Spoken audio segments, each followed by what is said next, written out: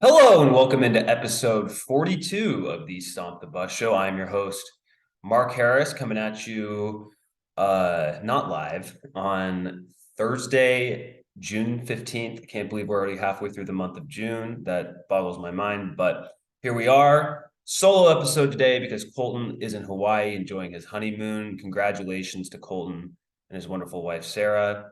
So another solo episode from me. Please like and subscribe on YouTube, rate and review on whatever podcast platform you use to support the show. Um, I don't know exactly how it supports the show, but I think it just gives me more visibility. So we can all enjoy the fun world of ASU athletics together. Um, so Ray Anderson made some interesting comments on the PHNX Sun Devil show earlier this week on Tuesday. I'm going to get to those in a bit, but I do want to go over some ASU news related stuff. For one, and I should have mentioned this on the last show last week, ASU is going back to Camp Tontozona for multiple days this training camp. And for those unfamiliar, Camp Tontozona, or Camp T as it's known among ASU fans, is a camp camp area with a football field just outside Payson, Arizona, which is a very forested area in northern Arizona. It's a place where a lot of people go on vacation during the hot summer months, and it's a good place to practice. And Dillingham was very enthusiastic about going back. I listened to a few interviews of him talking about that. And he liked the idea of, guys staying in uncomfortable booths and not having great, or barracks, I guess is a better term, bunk beds, not having great cell phone reception, kind of just having it, just kind of roughing it for a few days, and how it's like a team bonding experience, and how they'll be telling their kids, oh, back in 2023, I stayed at Camp Tontozona and we didn't have cell phone reception, this and that. And so basically he likes it because of the team bonding element of it, which I totally get. And a lot of ASU fans really like going up there for the final scrimmage. I went there once to cover it when I was at the State Press back in the day, and it's a fun time. And so personally, I don't like, for me personally, I don't really have like any sort of like extra attachment to Camp T, but the fan base as a whole does. The fan base as a whole likes when ASU goes to Camp T. It's kind of one of the only traditional things that kind of that's unique to ASU, that there's just a different way to watch them practice. It's just kind of a different element to it. So ASU's going back, and a lot of the fan base seems happy about that. And again, it's just a good move by Kenny Dillingham to just do things that the fan base, likes the ASU head coach to do. Meeting with high schools in the Valley, going to Camp T. Because the reason why it's kind of a big deal that it was announced is because they obviously didn't go for some of the COVID stuff. And I think they went last year, but I think they went up for just a day. And there have been ASU coaches in the past who didn't like going up to Camp T. So it's important for a lot of fans that they go to Camp Tontozona. And I'm glad that Dillingham decided to go as well. Sticking with ASU football, they picked up a few commitments this past weekend because they had a recruiting weekend in Tempe. And before I go over the guys they got, I love and you can see retweets of this on the Stomp the Bus Twitter page. That would be at Stomp the Bus Pod on Twitter. I love the pictures that they had for the recruits. And so they had them in black uniforms, dark maroon helmets, and then they took it at night and they had these like gold lit up scoreboards in the back that said welcome to Tempe and activate the Valley. And I mean, every school has its unique twist to their recruiting weekends, but I just like that ASU kind of did it at night. I don't know. I just think it's a cool element. The pictures of the recruits posing on the field just look really cool. So that's just one little personal touch I liked. But anyway, ASU got 3 new recruits based on that. First is Cullen Charles, who's a wide receiver out of St. Martinville, Louisiana. That's ASU's second Louisiana commitment of this class. So you can tell a lot of the Texas-based recruiters are really focusing in. He was recruited by Rashawn Samples. So there you go. Really focused in on guys from Louisiana as well. I've talked about this before. Louisiana is a good state for ASU to target because even though it's the South, it's really not that far away from Arizona, in comparison to other Southern states, obviously like Georgia or Florida, anywhere that's on the Atlantic. Obviously Louisiana is on the Atlantic in the Gulf of Mexico, but not all the way east. So it's not too far, from Louisiana to Arizona. And, a lot of these 3-star guys from Louisiana get undervalued because there's just so much talent in the area. And especially in Louisiana, they all grow up, dreaming of going to LSU, but LSU only has so many spots, right? So I think it's a really smart strategy to go after those Louisiana kids. Another guy they got is defensive end or defensive lineman, I guess, Mason Fleming, out of Manvel, Texas, which is right outside of Houston. Listed at I think he's 6'2", 250, which pretty good size, and obviously there's room for him to grow. I'm not watching breakdowns of defensive linemen. Yeah, he's listed as a 3-star on 24/7 Sports, 6'5.5", 250. So he's got the size. He's maybe not the tallest guy in the world, but it looks like, according to 24/7, ASU was his first Power 5 offer. So they see him as a diamond in the rough. That's why you recruit lots of guys. But if he is a diamond in the rough, it looks like he at least has the size to do it. So another good pickup there. The most interesting recruiting commitment they got was from James Giggy, who doesn't really have much of a star profile, because he plays in Prescott at Bradshaw Mountain High School. And interestingly, I saw this on Twitter from Chris Cartman of SunDevilSource.com. He is the first Arizona recruit not from the Phoenix area to come to ASU since Ralph Frias in 2018, which is kind of it's a weird stat. And basically that means ASU's done zero work in Tucson for that entire time. But it's also makes sense. I mean, there's very little just population in general outside of the Phoenix area in Arizona. So, but I did think it was just a cool little fact. And, apparently he's listed as a 2-star on Rivals, listed at 6'4", 245. So he's got the size. 2-star on Rivals. But apparently at a recent camp they had, they liked the way Giggy played compared to everyone else that was there. And so they figured, and, I guess with that logic, they figured to give him an offer. So happy for this kid, playing in Prescott.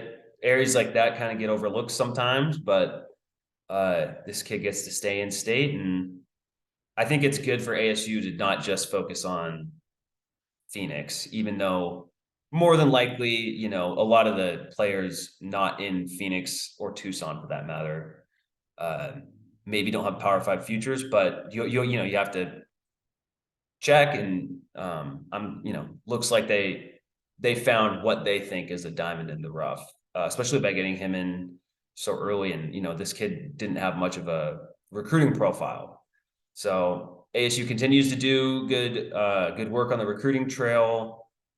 I've seen them at different spots, whether it's 24/7 or Rivals. I think on Rivals, they're up in the mid-30s. So mid-30s is not the ultimate goal for ASU recruiting standards, but if they finish this class in the mid-30s, perfectly reasonable considering it's a first-year coach. I would expect them to be higher than that. But we'll see. And it at least shows that, I mean, compared to the last few years of the Edwards era where there was almost no recruiting even going on, this is much better. It at least looks like a run-of-the-mill Power 5 class at the very worst. So like the momentum they've got going, and it looks like there'll be more to come. Switching from the gridiron to the ice hockey rink. This came across my feed last Friday from Brad Elliott Schlossman of the Grand Forks Herald, which is in North Dakota. He's the college hockey reporter there. I'll just read his tweet. From yesterday's column, Arizona State will soon officially apply to the NCHC. And everyone I talk to believes the Sun Devils are on track to become the league's 9th member. Most of you probably don't know what the NCHC is. And I didn't really know what it was either until our friend of the program, Andrew Bell, informed me that it's basically the best college hockey league. And so that's really interesting to me. And, ASU's been an independent in hockey since they've gone D1, and it's just a tough spot because you're kind of in an isolated area relative to college hockey standards, and you're getting the program started up. But joining the NCHC just seems like such a smart idea for two reasons. One, it's the best college hockey league. You have Minnesota Duluth is a power, especially I'm saying that someone who used to live in Minnesota. They are a college hockey power. North Dakota, huge college hockey power. Taves from the Blackhawks went there. I'm not a huge hockey guy, but I know a little bit.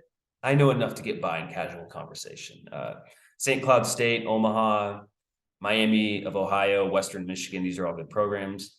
But the other thing I really like about it is Denver and Colorado College are part of the NCHC as well. So you actually have some level of geographic sense, if that makes sense. You're partnering in the league that has the two Colorado teams. So that's, if you have to go on the road to both of those places, that's not that bad of a road trip. You could throw in Omaha there too, although that's, I guess, a lot further. But you get my point, is that of all the college hockey leagues, most are in the Midwest or East Coast.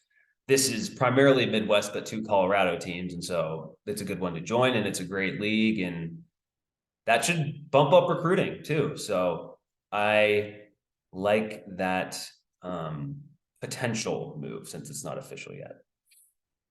All right.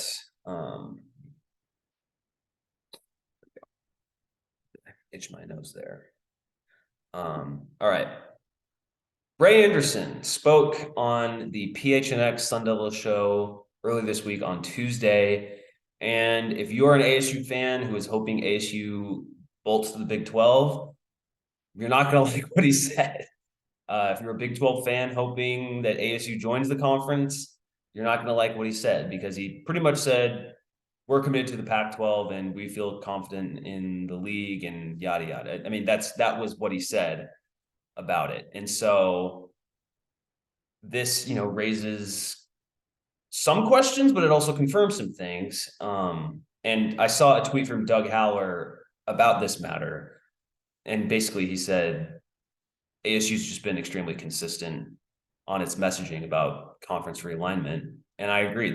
They haven't really budged. Them and Utah have not shown any morsel of public outward consideration to leaving the Pac-12.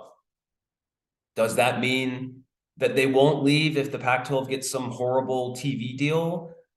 I don't know. I'm just a podcaster. I do not know what the actual, how the decision-making process would go if they get blindsided by a deal that they do not expect. Or if a deal never even comes, then sure, I could imagine them leaving. But they have been ASU and Utah have been there hasn't been any budging from them. And they don't have neither fan base. Like Utah just doesn't want to go to the Big 12. ASU fans, it just seems very split. There are some that definitely want to go. I have friends that do not want ASU to leave the Pac-12. So, like I said, it's split. Whereas Colorado and Arizona, there's more fan base.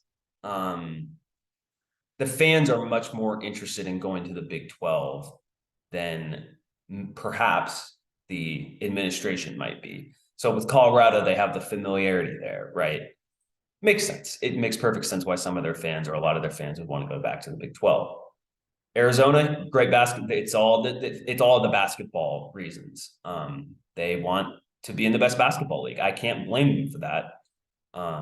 But with ASU and Utah, it seems like they are not at all interested in leaving. And really, how you view Ray's comments comes down to what you think will eventually happen with the Pac-12. So if you think the Pac-12 is just no chance it's going to survive, and Washington and Oregon are going to leave soon, along with Arizona and Colorado, then what Ray Anderson said sounds terrible, because it's like, oh, we're just going to stay here no matter what.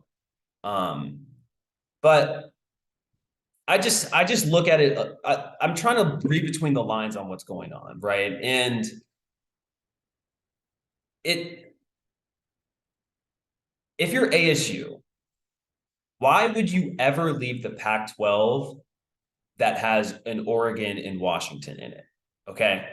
And I know there's been speculation about Oregon and Washington potentially jumping to the Big Ten, but it seems like there's actually been nothing that's actually developed on that front, right? People just say, oh, Oregon and Washington will just leave to the Big Ten. It's like, well, does the Big Ten want them? The Big Ten could have added them when they added USC and UCLA, but they didn't. And there's been a lot of reports that USC doesn't want, particularly Oregon, in the same conference. So I'm kind of confused why it keeps coming up that, oh, Oregon and Washington will just leave the Big Ten. I don't know about that. I'm sure they want to, but if they wanted to, they could have left already. So, and again, who knows how all this is going to play out? There's so much that's going on behind the scenes, behind closed doors, that tomorrow I could wake up and get the college football equivalent of a Woj bomb, and dominoes fall, and who knows what's going to happen. But it seems like ASU is not worried about Oregon and Washington leaving. And it seems like I could just tell by listening to Ray's voice, he didn't seem very stressed about the question or worried about how things are going to eventually play out. And I think ASU, I just don't think ASU would leave the Pac-12 that has Oregon and Washington in it. I don't think it makes sense for them to leave the Pac-12 that has Oregon and Washington in it. Because when people talk about, oh, Arizona and Colorado will go to the Big 12, and then there's a lot of if this happens, then this will definitely happen, right? But it's like, okay, we don't know how the dominoes will actually play out. If Colorado, let's say Colorado kicks it off and leaves, before the Pac-12 TV deal is announced. Does that mean Arizona will automatically leave? Does that mean Washington, Oregon will automatically leave? I don't know. That's my thing. And so it's kind of tough to just summarize all this because there's so many unknowns, right? But the thing I keep coming back to is it feels like ASU knows that Oregon and Washington are going to stay. And so, or don't, maybe it just ASU, it feels like ASU knows that Oregon and Washington have tried to get to the Big Ten and they haven't gotten there. And so Oregon and Washington almost have like no place to go when you really think about it. And so if they have no place to go, then if you're ASU, why are you going to the Big 12 unless you absolutely have to? And if you, the only reason you would absolutely have to go is if there's a really bad TV deal, which there are a lot of people out there who think that it's like almost guaranteed that it's going to be a very bad, super under market media rights deal. But the thing I keep coming back to is I find it hard to believe that these university presidents would just be completely flying blind and have no sort of guesstimate of what the per school payouts will be. So even though the TV deal for the Pac-12 has not been officially announced, there are no hard numbers yet. Does that mean that they are just like, oh, it could show up on our desk Friday and it could be between 15 million per school or 35 million per school? I just don't think that the presidents are that misinformed about it. And recently, Arizona's president, Robert Robbins, he talked about the clip that made or the quote that made a bunch of headlines was, "We haven't seen any numbers." Does that mean haven't seen any hard numbers? Does that mean official numbers? Who knows? But in that whole interview, he also said, "We, the Pac-12, expect to get the bronze medal in this, meaning behind the Big Ten and SEC, and move on." And he said something like that earlier around March as well. So, there's a good chance that Arizona's president doesn't actually want to leave, and it's maybe it's just maybe he adds in we could be, because a lot of these Colorado and Arizona, when they've had public statements, it's been, but we'll do the best for our school, yada yada. Whereas Arizona State and Utah have been like, we're committed to the Pac-12, period. And those are different statements, obviously. Like, I'm not going to deny that. And it definitely feels more likely that Arizona would leave than Arizona State, which I covered in my last video. But if you, just as an Arizona State fan, Utah doesn't seem to be going anywhere.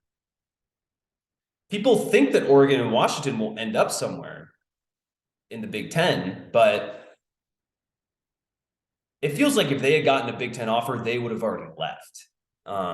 So that's kind of the thing with me.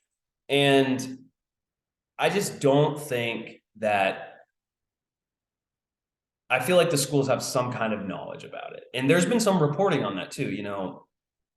John Canzano, who's a Pac-12 reporter, he got a quote from a president that said, we're going to make more than the Big 12, essentially. So, a lot of people, there's people out there who don't like Canzano because he's more of a Pac-12 guy, but it would be very, very irresponsible of the Pac-12 president who said that, and John Canzano himself, for him to report that and for the president to tell him that with the knowledge that it will be reported. So if it just completely wasn't true. So this makes me think that a deal is much closer than a lot of other people do.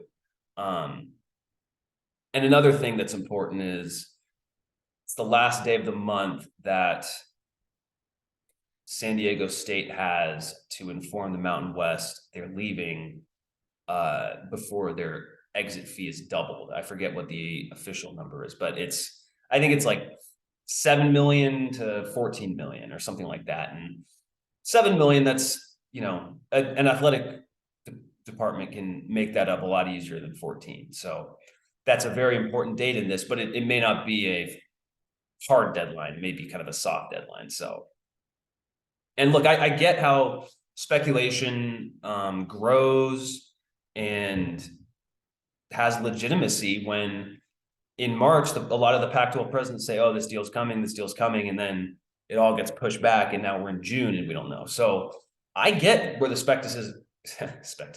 skepticism grows regarding the Pac-12 TV deal. But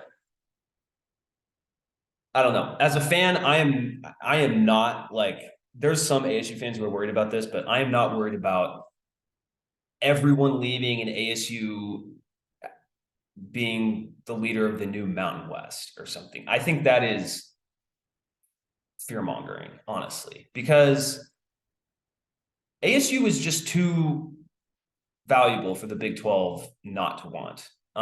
That sounds kind of arrogant on my end, but why did the Big 12 has been courting ASU for about a year now, and ASU has shown very little reciprocation of it. Same with Utah.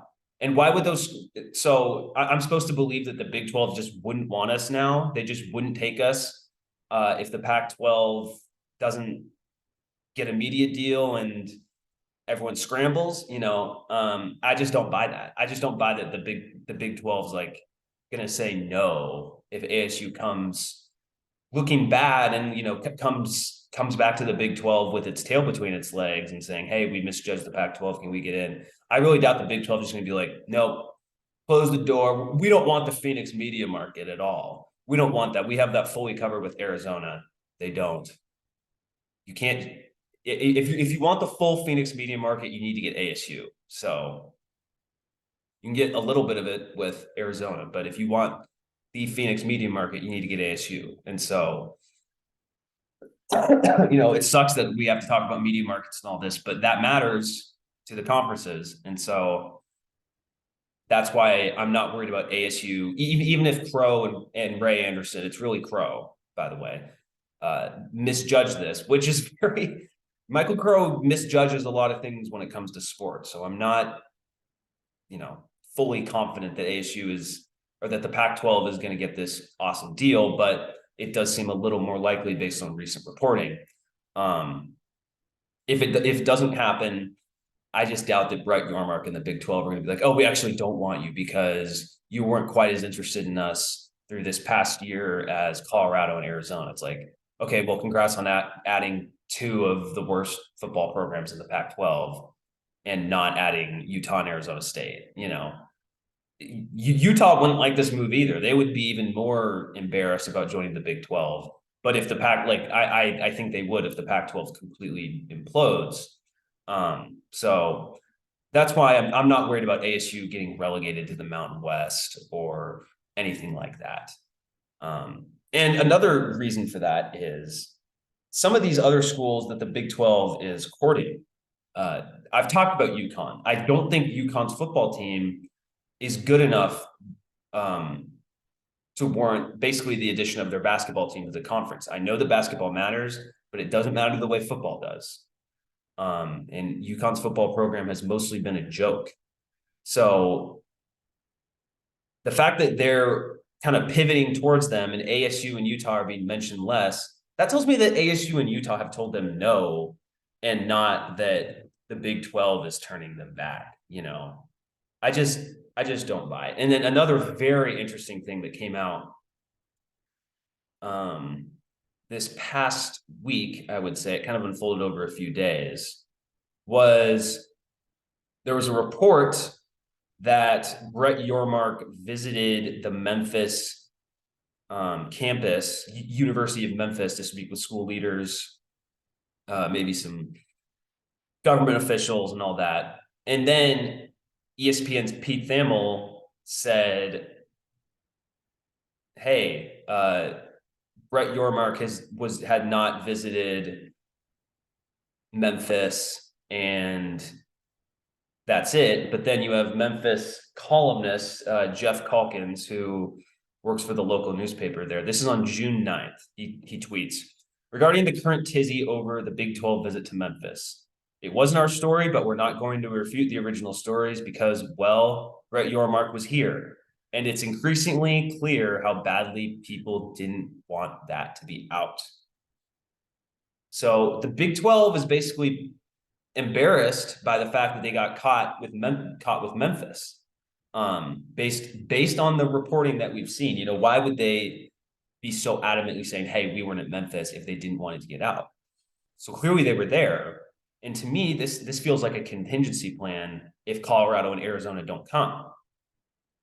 So this idea that the Big 12, and tying this all back to ASU, this idea that the Big 12 is going after UConn and Memphis But if ASU, hasn't been quite as friendly with them this whole saga, over the past year, then they're just going to be like, no, we don't want you.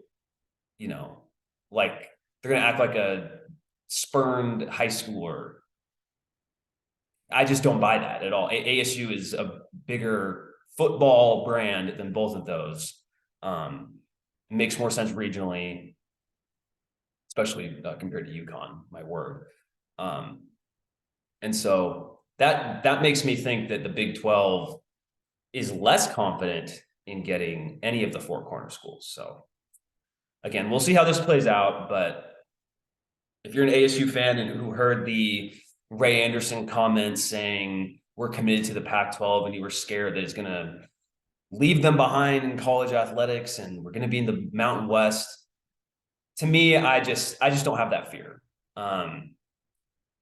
Because for two reasons. For one, I think the Pac-12 is going to have a, decent media deal in comparison to the Big 12, and the Pac-12 will move along for, however many years the deal is signed, and then we'll go through all this again, maybe in 2030 or something. So there's that option. Or the Pac-12 does, blow up, implode, whatever word you want to use. And if that happens and somehow, maybe UW and Oregon go to the Big 10 at a super reduced rate or something, then I think ASU would go to the Big 12. And I don't think the Big 12 would turn them down. I just don't. So, because they seem to be really interested in ASU for most of this whole month or this whole past year, along with Utah. And now that it seems like both schools are really saying, hey, we're not going to join the Big 12, it seems like they just kind of moved on, which I understand. But I just doubt the conference that really wants UConn and Memphis is just going to turn down ASU and also, by extension, Utah, just because their feelings were hurt. This is about money. And so guess who has more money combined, ASU and Utah or UConn and Memphis? The second or the first option. So we'll see. I understand why fans are extremely skeptical of Michael Crow and Ray Anderson when it comes to athletics. I do. And if anything, I'm not going to get into all of their mistakes along the way, but I just find it hard to believe that ASU, it'll be ASU stuck behind with Oregon State, Washington State, and the Bay Area schools, and some Mountain West schools as well. I don't know. That just doesn't always seem believable to me in the whole at the end of all this, So I could be, I say whenever I'm talking about Conference 11, I will always stipulate I could be wrong. Okay, it's like I don't have any sources. I don't, I've never been in a TV executive office, and I've never had any sort of high-end higher education experience. But when you just look at all this stuff, you look at the recent report of a Pac-12 president saying we're going to beat the Big 12's number. There was a regents meeting at Washington State where school president Kirk Schultz basically said the number is going to be flat with the current media distribution per school that the Pac-12 has, and that includes the LA schools, and it's around like 32 million. So if it's flat, then that would be good, and the conference would stay alive. Again, it would be much lower than the Big 10 and SEC, but everyone knows that at this point. So that's kind of my thoughts on it. As an ASU fan, I'm just not worried about getting left behind in the Mountain West. Because in spite of what Ray Anderson said, the Big 12 is always going to be there. And I doubt that they're going to turn you down. All right. Thank you for listening. Please like and subscribe, rate and review. And as always, go Devils.